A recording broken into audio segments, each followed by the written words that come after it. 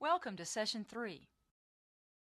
Last session we talked about the first component of building a strong foundation of resilience, which is taking responsibility. In this session, we're going to focus on the second component, which is how we think. We're going to focus on interpreting stressful situations as a challenge rather than a threat. We call it focusing on empowering interpretations.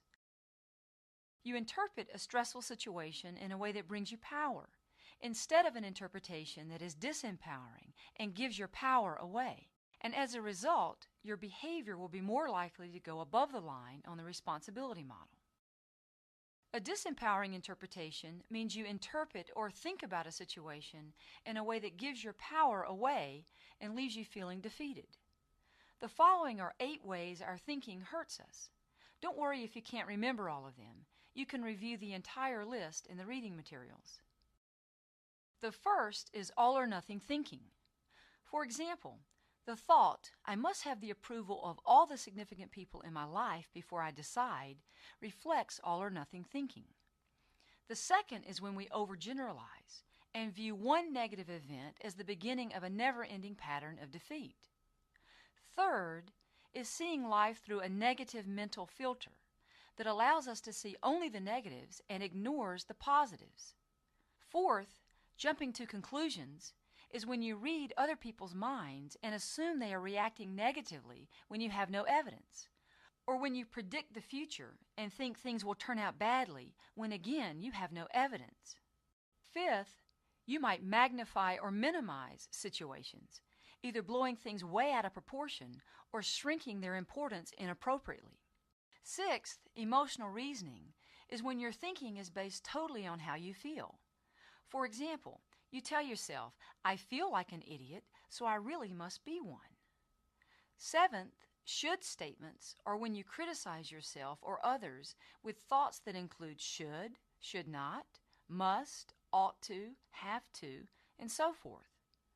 Finally, eighth, labeling is when you identify your shortcomings and instead of saying, I made a mistake, you say, I'm a fool or I'm a loser. These 8 patterns of negative thinking are examples of how we give our power away and live our lives from a place of fear rather than love. What I want you to realize is that often your fear is unfounded. It comes from things you make up that haven't happened or may never happen.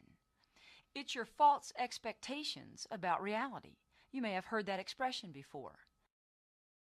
I love the quote by Mark Twain. He says, I'm an old man now, and I've known a great many problems in my life, most of which never happened. I'm willing to bet that if you begin to pay attention to all the things you worry about, and then see if your worst fears come true, just like Mark Twain says, most of them don't happen. It's your false expectations about the reality of what will happen in the future that causes a lot of unnecessary anxiety and distress in your life. Before I show you a simple process to help change your disempowering interpretations into empowering ones, I want to show you how your perceptions of stressful situations affect your health. Whenever you're in a stressful situation, you evaluate or appraise the situation using 2 main questions. The way you answer these questions has a huge effect on your health. For each stressor in your life, the first question you ask yourself is this stressor important? For some of the stressors in your life, if you simply ask, is this important? The answer would probably be no, not really. Probably 10%, even 20% of the things you worry about aren't even important.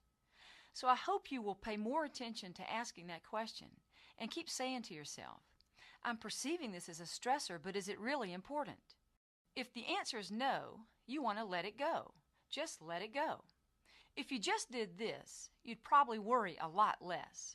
And as a result, your health would improve. Now, if you answer yes to the question, is it important? Then the second question is, do I have the necessary resources to handle the situation effectively? What do you want to say in response to that question? Yes, because if you say it's important and you can handle it, you'll feel challenged. You'll have a challenge appraisal. A challenge appraisal, or empowering interpretation, is important because it's related to better health. For example, If you're feeling challenged instead of threatened, you'll have a lower heart rate, lower blood pressure, and less stress hormones circulating through your body. Your immune system will also be enhanced, which will help you resist illness. If, on the other hand, in response to a stressful situation in your life, you say it's important, but you don't think you have the resources to deal with it, you're going to feel threatened. When you feel threatened, your thoughts are negative or disempowering and result in an increased risk of illness. Your heart rate and blood pressure go up, you have more stress hormones throughout your body, and your immune system will be suppressed, which makes you more susceptible to getting sick. So the way you think has huge implications for your health.